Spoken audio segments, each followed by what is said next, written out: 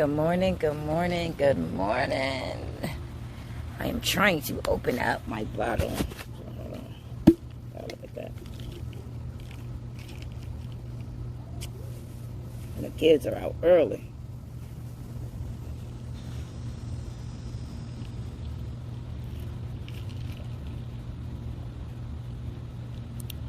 Ooh. Alright. I would love y'all to see that beautiful view, but y'all gotta look at me real quick. Look at me for a little bit. Just for a little bit. Alright. So, I had to put on a different sports bra. So, boom. I have a whole bunch of different sports bras, but I like certain ones because they be so comfortable. They don't be so tight up here. They don't be all scrunchy up here. But, anyway, I just want to put this out there. Like, congratulations on everybody that are just getting up, taking that leap of faith and moving from your hometown. I know it's like you're used to certain things because, shit, I was too, you know. If anything ever go wrong, I know who I could go to. When it comes to, hey, if I needed a place to stay, if I needed food, you know, you always got that person or place you could go to when shit is rocky. But when you move from your hometown, when you move from a place of being comfortable at, in my own motherfucking words, I'm an adult now. Like, when I was living in Connecticut, yeah, I was an adult as far as my age. But I did not feel like an adult until I moved. And I got my own place. That is when I felt like an adult. You know, I didn't feel mature. I didn't feel like I had my shit together. Mind you, I went to college. I had a good job. I had the businesses in Connecticut. That's where I started, you know? But I didn't feel as if I was on the path of having my shit together until I moved out of my hometown. And so, I say that to say, when you move from your old town, don't talk shit about it. When you move from your old town, stay humble. When you move from a place where you were comfortable at, where you got showed love at, be humble, baby. That's why I could come back to Connecticut. I could get a place out there and not be somebody saying, oh, but wasn't she talking shit about Bridgeport? No, baby, I love Bridgeport. I love Connecticut. Connecticut is what raised me. Connecticut is what taught me and made me the person that I am, that I could just get up and I can go because I know how to survive. I know how to hustle. I know how to grind. Thank you, Bridgeport. Thank you, people of Bridgeport, for teaching me that. But those that get up and leave and move, oh, fuck Bridgeport, fuck them people, they still stuck in that same mindset. Listen, everybody doesn't learn as fast as you do. Like, for example, this is something we always hear. Oh, girls mature faster than guys. Guys are slower than girls.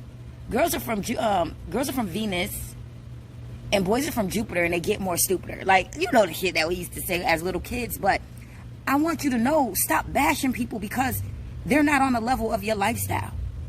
Stop bashing people because they are still growing. So yes, I am inspired by those that are getting up and they're leaving because guess what? They are on a new dimension in their life. They are on a new chapter in their life. They are willing to expand their horizon. They're willing to learn within themselves because for you to get up and move to a whole different state, you got to learn within yourself. You can't be one way in your hometown and then come to a new state with that same mindset because that's not going to be a growth mindset. That's not a growth mindset. That is a stagnant mindset. That is a mindset that is sad. Okay, when you move to a new place, you're supposed to be starting a new chapter, a new life. Not coming down to a different place. So say you used to live in New York and then you moved to Cali. And in New York, you have that mindset of, oh, you can't talk to New York people. They so rude. You say hi, they looking at you all weird. And then you move to Cali where you downtown LA and there's people saying, oh, good morning, good afternoon, how your day going? They're in the elevator talking to you and you here with this same New York mindset. Like, what the fuck are you talking to me for? Why are you looking at me? Why is she looking at me? Baby girl, she probably looking at you because she needs your help. She probably looking at you because she want to compliment you, but she don't know how you may come off if she do compliment you. You know, like I remember here a quick story. But I was in Stanford. I was out with my godmother and my godsister, you know, and they left and they went to the bathroom. And my aunt, she went outside, and so we sitting there and we chilling or whatever, and they go do what they got to do. This annoying guy comes to me. He comes to me and he's keep bothering me. He keeps talking to me and he won't leave me alone. And I'm giving this lady, and I'm like, she's older. She could be my mother. And I'm giving this lady eye contact. I'm just looking at her. And I'm just looking at her. And she looks to her friend like, what the fuck is she looking at? Because I read lips. She like, what the fuck is she looking at? And I'm like, and then I start smiling. And I'm like, come here, come here. And then she comes and she was like, I was looking at you because I needed your help. I was looking at you because I was like, girl code, girl in distress. There's a man over here bothering me. The people I came with are in the bathroom or outside. And I wanted you to come over here and conversate with me to get that individual off of me. Because that'll be, I'm safe. The bees love me. Bees love being around me. I have a whole beehive on my porch, and I will not mess with it because I don't mess with them and they don't mess with me. They just protect me. So basically, you know, I don't know what that lady mindset was at, but when she came to me and actually spoke to me, she started smiling and laughing. She was like, oh, because I was like, yo, what the hell is she looking at? And I'm like, I needed you. She was like, oh, okay, I'll stay here and I'll talk to you. And we got to know each other until my family came back to the table. But I say that to say this. Do not go to a new place with the same mindset. Do not go to a new place with the thought of everybody against you. Oh, nobody is your friend. Everybody want to be you. Nobody want to be you. This is how you know if somebody want to be you. They'll say something like this. This is how you know if somebody's a succulent and they're ready to drain your energy. Oh my gosh, I just love your house. I love your place. Oh my gosh, I love your car. Oh my gosh, you know what I would do if I had your house? You know what I'll do if I had your car? Oh my gosh, I love being around you. I love your energy. You're so positive, like da-da-da. But that's okay that they love your energy, but will they add to your energy or will they drain you? So if you're around an individual for so long and they begin to drain your energy, to drain you to the point like you're just sad, you're feeling depressed, like you feel like certain different ways that you don't feel any other time. That person is a succulent. You need to get away from that. You need to know who is lifting you up and want better for you. You needed to know who loves you and who doesn't. You need to know the definition of a friend. See, in Women Moving Forward, in my course, Rebuild Your Life System, I teach the woman about baiters. I teach the woman about what is a baiter, the traits, the characteristic. A baiter, and I'm not going to go so much in it, but a baiter is a backstabber, an abuser, an imposter, okay, a taker, an exploiter, and a reckless individual. Hey, good morning, Miss Camille. So, yeah, that is what a baiter is. Have you ever been around somebody that is a backstabber? What is a backstabber? What is a backstabber? Okay, somebody that is smiling in your face, and then you catch them, and they don't know that you caught them. That's what I love. Like, I love when stuff just come to me. Okay, I love when stuff come to me. And I'm not saying just words come to me, visual come to me. People got recordings that come to me. Voice recordings or visual recordings. And I see that person talking shit about me, but I'm just wanting to be their friend. I want to be there for them. Help them in any way that I can, but that's a backstabber. That is a person that you are giving your heart to, and they're in the process of backstabbing you. An abuser. An abuser is somebody that is physically abusing you, mentally abusing you, and emotionally abusing you, and spiritually abusing you. Okay? What is the baiter, B-A-I, imposter. Imposters are people that show you who they are after 3 to 6 months. All right? They're showing they're representative of you. Or they are using you to the point they don't need you no more. Yes. Let's talk. Let's talk. And basically, that is what an imposter is. They will be this nice, positive person around you until they don't need you no more. Till they find somebody else that they can use. And then once they get everything together within themselves, they didn't leave that person. Now they got a pattern. And a taker. A person is a taker. Oh, can I borrow this and do this? You know what, girl, can I wear that outfit? I'll give it back. I'll wash it. Oh, can I wear them shoes? I'll give it back. And they never give it back. That is a taker. A person that ask, take, and never give. All right. An exploiter. An exploiter is your job. An exploiter is your job. Basically, your employer. Your employer, right, is asking you to do all this amount of work for this little pay. You know, they even ask you to do things that's outside of your job duties, your job requirements to do. And you think, okay, I might get this on Christmas, I'll get a bonus check. You know, for those that do get bonus checks on Christmas time, thank them. Be grateful.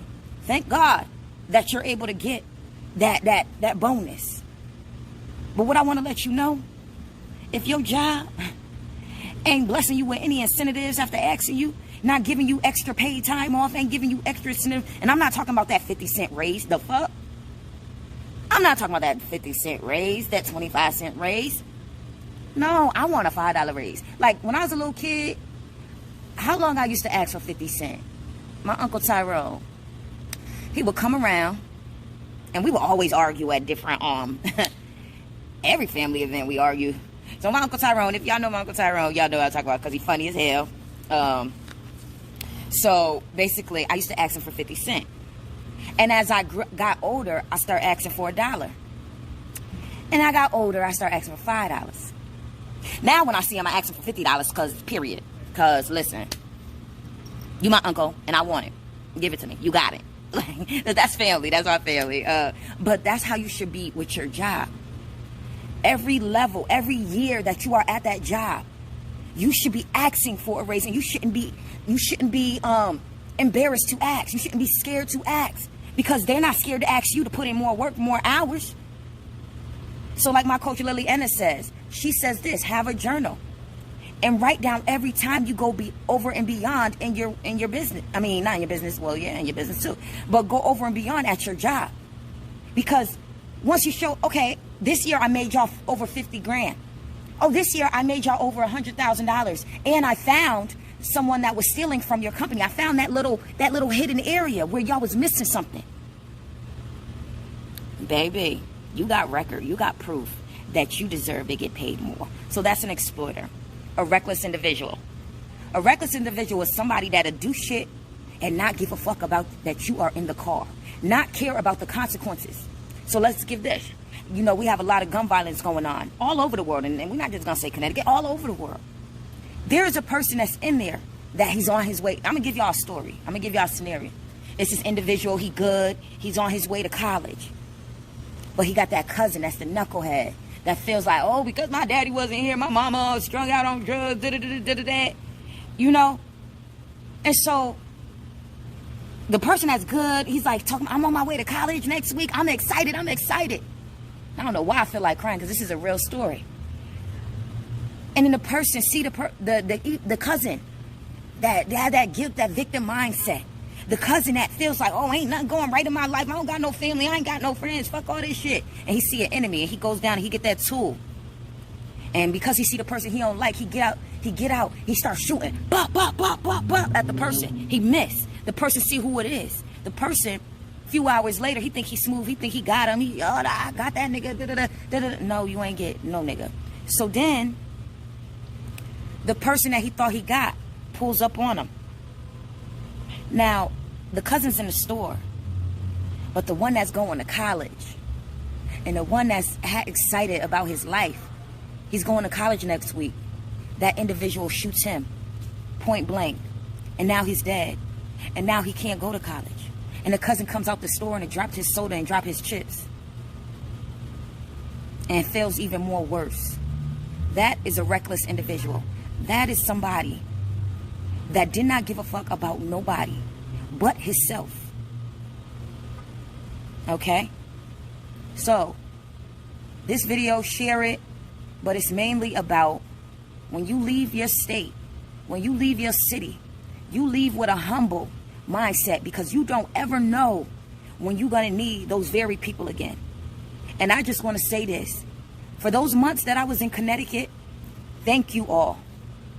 Thank you all. I came back to Connecticut, yes, because of the DUI, the stuff I had to do, the rehab I had to do. But I also came back because I had to get my mindset right. I need to be around genuine people, those that love me, and I know they know I love them. So everybody that I spent time with, y'all know that y'all mean everything to me. And even those that I couldn't spend time with, when y'all did see me, y'all was excited to see me, and I was excited to see y'all. We had fun.